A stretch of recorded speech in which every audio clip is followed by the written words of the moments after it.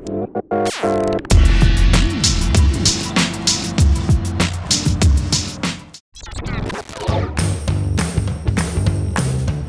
if you was asked what are your favorite activities when you're not playing in the gaming house, I play Counter-Strike Global Offensive 2, I really enjoy it, but outside of that I watch a lot of episodes like The Arrow, Gotham, Daredevil, and all those kind of series, and then also I like to just relax, and sometimes I even do read. Playing Counter-Strike or watch a TV show or something. Sometimes it's just nice to lay down in bed and chill and watch TV on my TV because it gives me a little break outside League and something else to do. Probably just look at Twitter.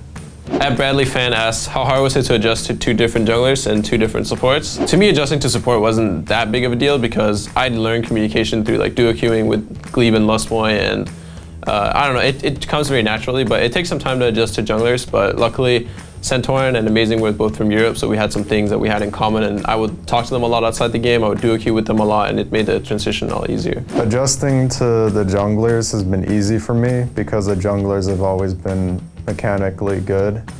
Odd One played a more supportive style, and then we had more aggressive junglers. I guess the good thing about having Santorin is that even though I don't always call for ganks, there's always reasoning for why he doesn't gank or when he does. And as for a transition between Xpecial and Lustboy, it was also easier for me because Lustboy, him as a person, just looking at him, there's nothing I can really argue with him about.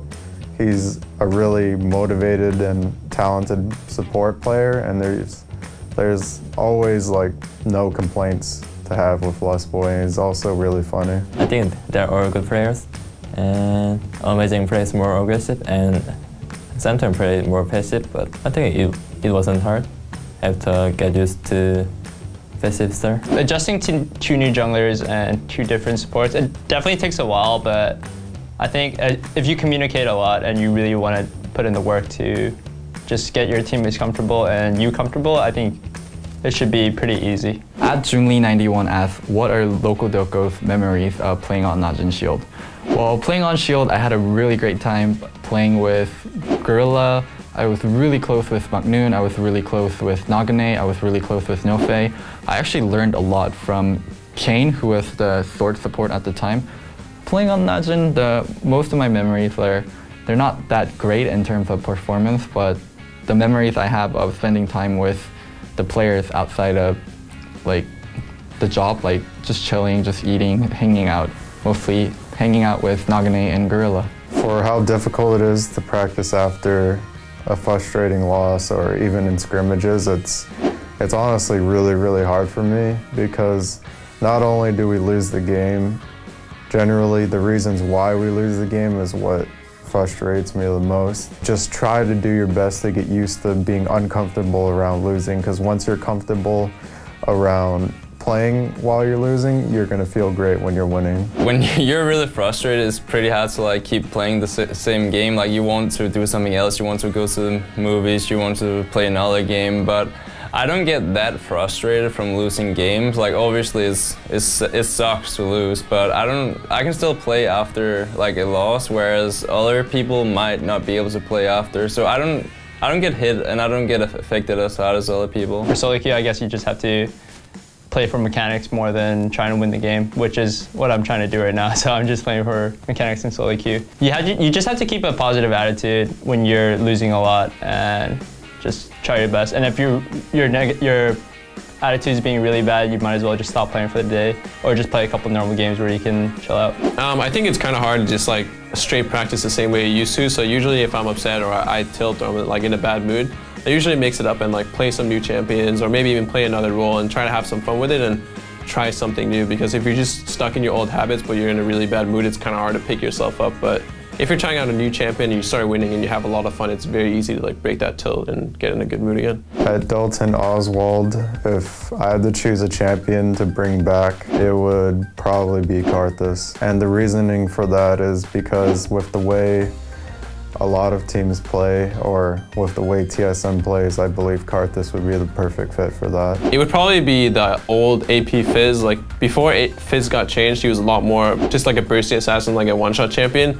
And I feel like it was just a champion that I really enjoyed playing and play against because he has a lot of counterplay, but he also has a lot of like outplaying potential, and he's just really fun. It would probably be Kha'Zix, because back in Season 4 I played like Kha'Zix non-stop every single day of the week, and I felt like I could dominate with that champion. And he was also one of those junglers that could hard carry a game. You could actually carry the game as the Kha'Zix, whereas right now we're playing stuff like Sajuani, Gragas, where you rely on your team to carry, so I would love to see Kha'Zix back in the meta. I want to bring Bard, and he's very fun to play. Yeah, Zero, just because his mechanics are really fun. Like, he has all skill shots, and he's just really fun to play around. Unfortunately, he doesn't do that much damage in the current meta right now, but I really hope he does make a comeback. Pillarly X Lee asked, if you guys weren't pro players, where would you be today? I think I would probably be, I guess I would have finished college already and done art stuff mostly. Hopefully I'd be an independent like artist, or maybe I would be ruler of the world. Going to school, I don't know for what, but I wouldn't do very well at school, and I'd probably work a part-time job and then play video games.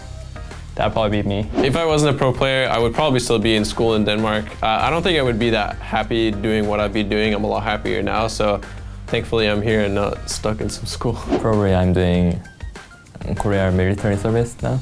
So if I was not playing professional League of Legends, I would probably still be studying second grade in high school in Denmark. We have middle school from you're like 5 till you're 15, so I would be second grade high school, and I would probably just be studying my way through and go to university afterwards. I'd probably still be playing video games, but I'd probably be taking a part-time job and trying to save up money to go to college. And through college, I would try to find out something to do for video games through college.